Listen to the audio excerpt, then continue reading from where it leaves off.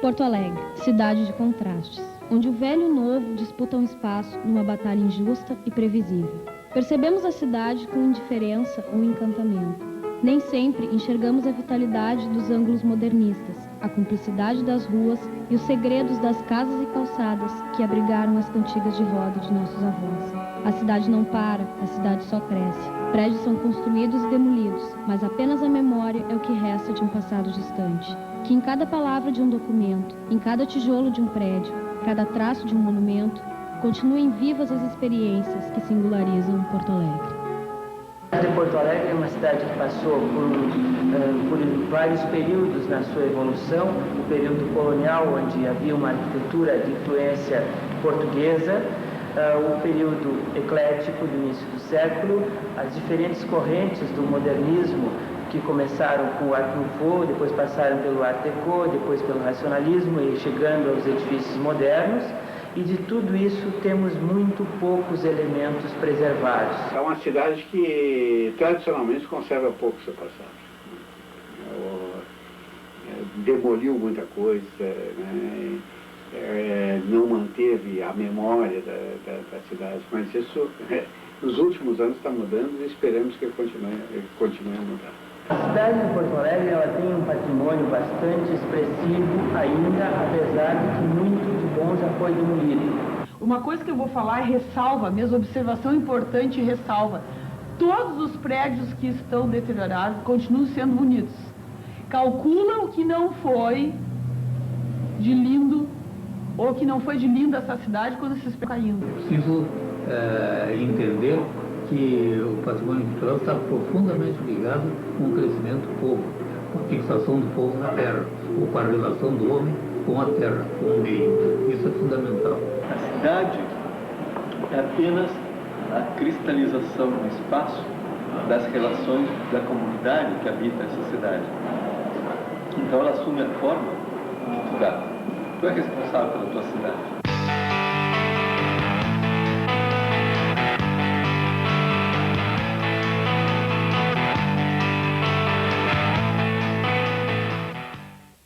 Galpões de madeira que pertenciam ao DEPREC, que é o Departamento de Portos e Canais, né, do Estado, e que não estavam sendo utilizados nos últimos anos, que eram antigas oficinas, espaços onde eles consertavam barcos e equipamentos.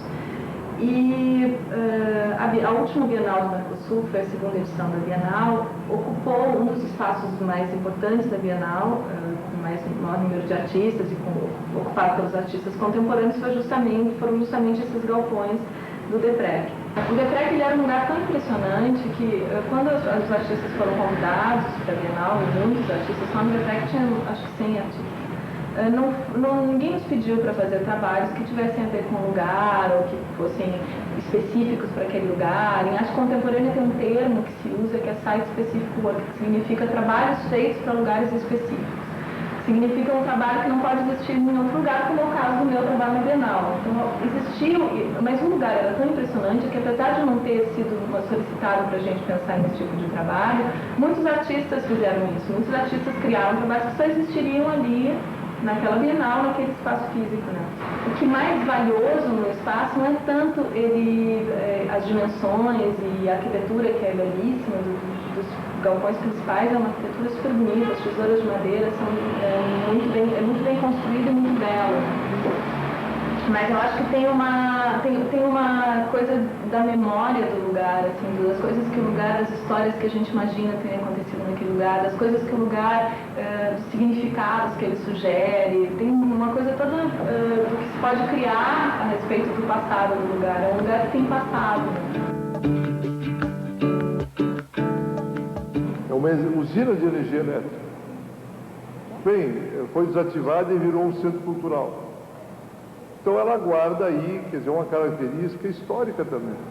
Foi a primeira grande usina elétrica da cidade, cumpriu um papel importantíssimo no início da industrialização do Rio Grande do Sul. O Solar dos Câmara é assim denominado porque ele pertenceu ao Visconde de Pelotas, que tinha o sobrenome de Câmara. Mas, na verdade, ele foi mandado construir pelo Visconde de São Leopoldo, que foi o primeiro presidente da província de São Pedro. É considerada a residência mais antiga de Porto Alegre preservada atualmente. É patrimônio histórico nacional e foi, então, adquirido pela Assembleia e restaurado em parceria com o Ministério da Cultura. Atualmente pertence à Assembleia Legislativa do Estado do Rio Grande do Sul, onde funciona a Diretoria de Atividades Culturais.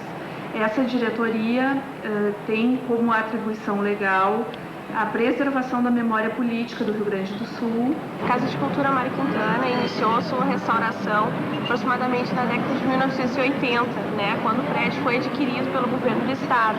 Então foram contratados Joel Gorski, Flávio Kiefer e uma equipe de arquitetos e engenheiros para poder planejar o que viria a ser hoje, um complexo cultural. Atualmente, a Casa de Cultura Mário Quintana é considerada um dos maiores centros culturais da América Latina, os maiores em espaço físico, são 12 mil metros quadrados de cultura. A proposta, na verdade, é difundir e fomentar a cultura no estado.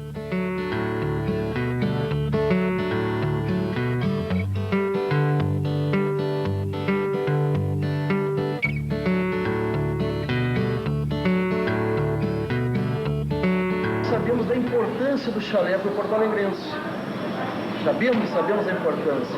E por sabermos da importância, nós fizemos um convênio com a Prefeitura Municipal de Porto Alegre para que nos próximos 10 anos nós tenhamos aqui dentro vamos dizer assim, um apêndice da Escola de Hotelaria do Rio Grande do Sul, do Senac do Rio Grande do Sul. Só saber, por exemplo, que esse prédio aqui foi o primeiro prédio com estrutura metálica, só por saber isso já é uma coisa muito interessante.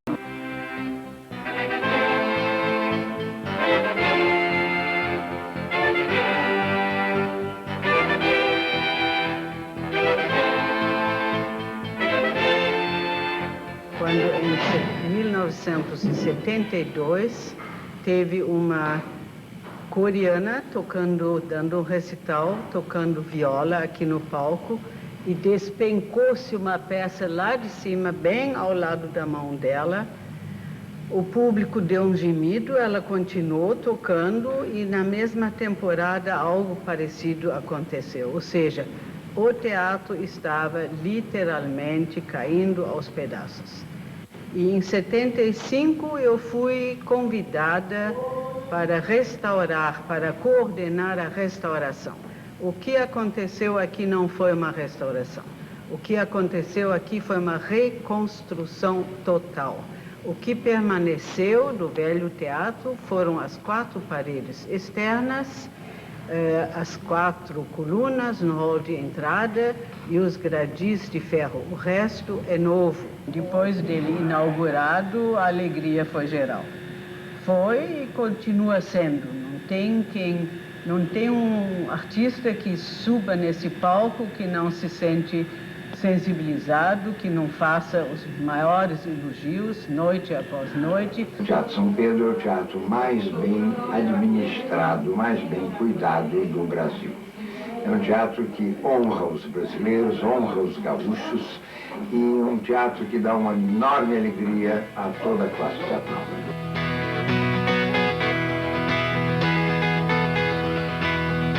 Estamos aqui no ramo da religião há 15 anos, aproximadamente em 1985 conseguimos. Agora é lá, dentro do ramo da religião, há muitos anos. É uma das mais antigas do mercado. O mercado é necessitado de uma reforma, ele estava em precárias condições, Agora, 100%.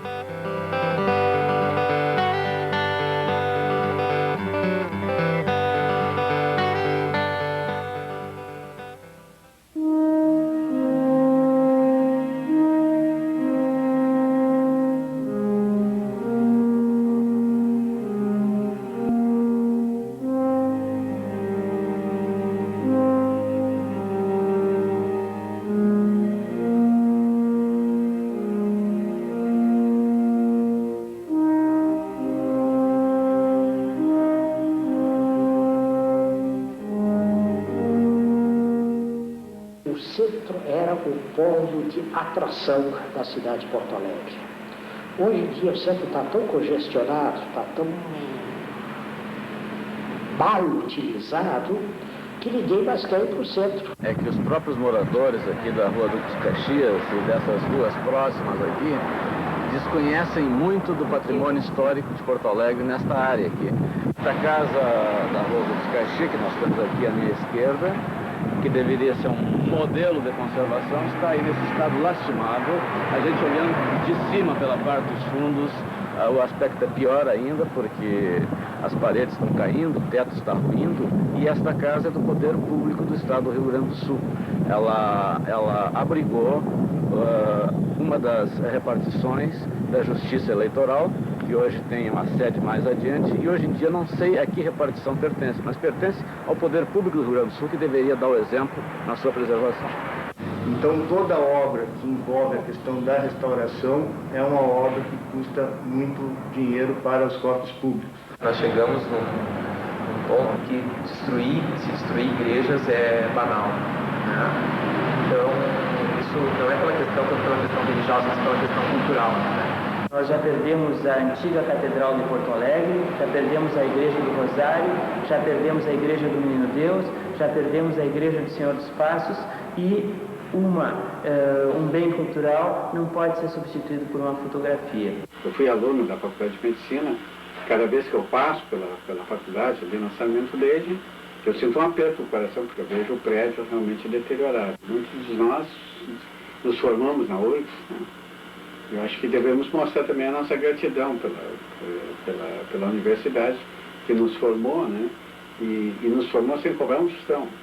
É um sentimento de frustração muito grande, né? Porque realmente o que isso aí mostra não é só a simples deterioração de prédios, né? Mostra, na verdade, assim, uma crise da universidade, né? Do cinema Baltimore, que é um tradicional cinema de Porto Alegre, e esse fechamento comoveu muitas pessoas, em particular a mim próprio.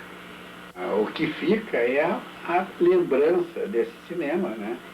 Que é também uma parte da história de Porto Alegre, né? De uma época em que a cidade era muito menor do que é hoje, que as pessoas conviviam mais intensamente, e que o cinema, né, mais do que um ponto de reunião, era um ponto de convergência das emoções de uma comunidade. O grande cinema, seja ele de bairro ou do centro da cidade, ele não tem mais lugar no cotidiano das pessoas. O meu papel é de documentalista, então, essas fotos e informações, então, elas são recuperadas através de fotografia e disseminadas através dessas exposições que eu faço, que eu apresento para o público. Isso aqui é um prédio que eu peguei sendo demolido na rua São Pedro, na Avenida São Pedro, e num domingo eu passei por ali e peguei a porta. No outro domingo, quando eu cheguei ali, não tinha mais nenhum muro. Por quantas destruições nós passamos para construir aquilo que a gente quer construir?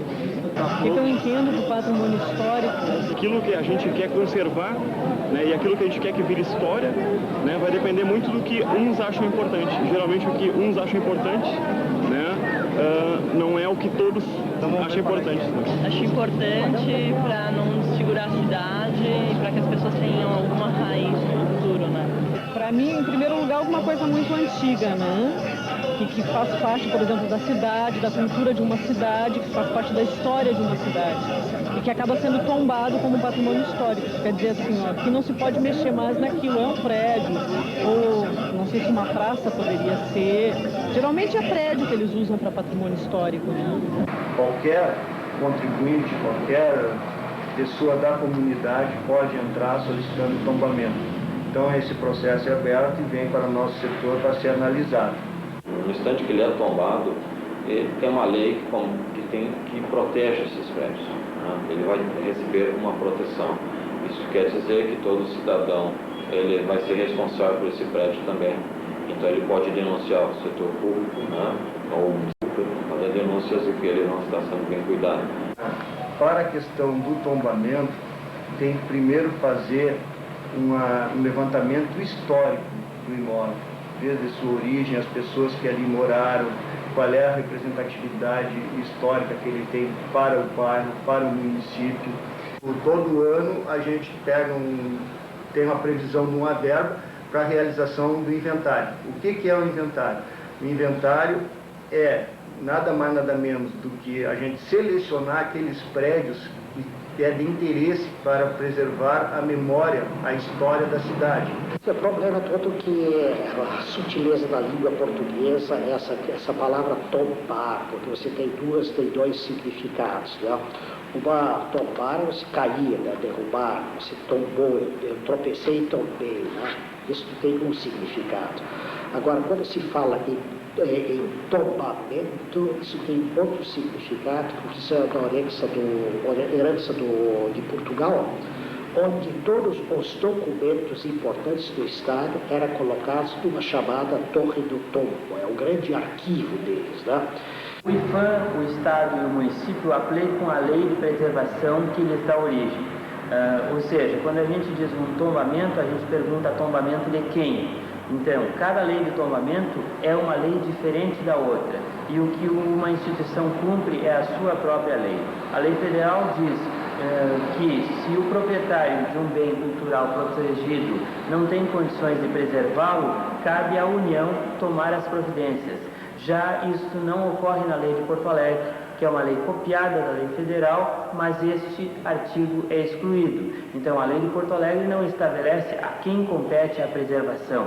O Instituto Patrimônio trabalha em 3 linhas: a identificação, que são os inventários, a preservação, proteção legal e proteção física, que é a conservação, e a parte de valorização. Na parte de valorização, nós trabalhamos com educação patrimonial, com apoio ao turismo cultural. A questão do turismo é uma alternativa de desenvolvimento econômico. A cidade de Porto Alegre está localizada num lugar privilegiado, ao lado de um rio, com uma série de ilhas, com uma série de topografias interessantes, tanto para os locais quanto para os visitantes. E ela tem um belo patrimônio que ainda não foi preparado, como a gente diz, interpretado para receber visitantes.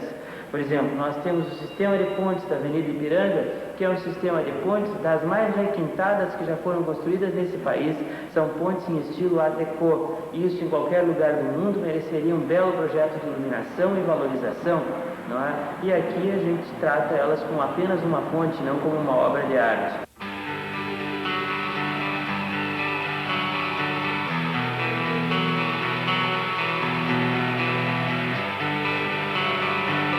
Conheço, vamos dizer assim, a Igreja Martin Luther desde a minha infância. Ela marca o início do modernismo no Brasil e também começou a funcionalidade das obras arquitetônicas. Em 1936, quando ela foi construída, as igrejas eram todas assim mais trabalhadas, né?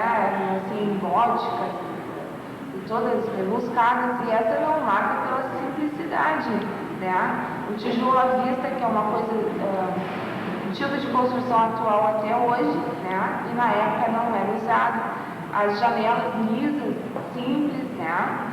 Então, por isso que ela acha assim, uma igreja tão simples.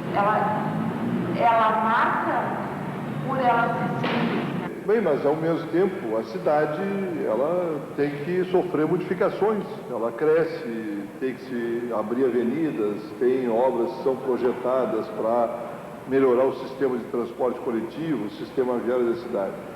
E a terceira perimetral, ela é uma dessas obras. E essa obra, que é 12,5 km, né, uma obra de 12,5 km, ela, no seu alargamento, ela vai chegar onde está hoje a igreja. Então, como tem um valor histórico, e diante da obra, quer dizer, nós contratamos alguns consultores, especialistas nessa área, para nos darem ideias do que fazer. A igreja, ela não é tombada pelo patrimônio histórico.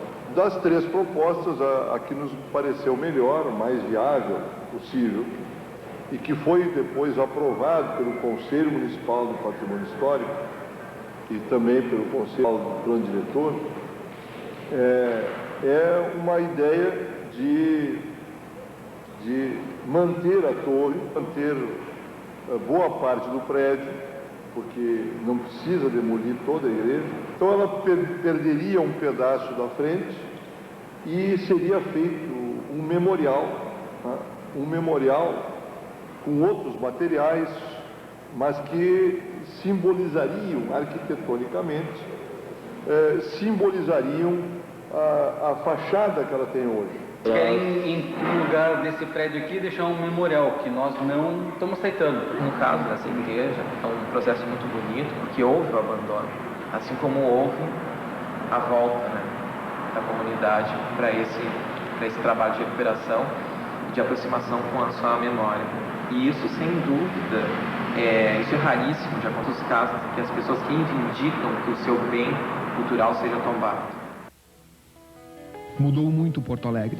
Em vão procuro reconstruir a fisionomia familiar e rústica de certos arrabaldes. Reconhecer algumas ruas que agora só existem no traçado de uma planta subjetiva, dentro de mim mesmo.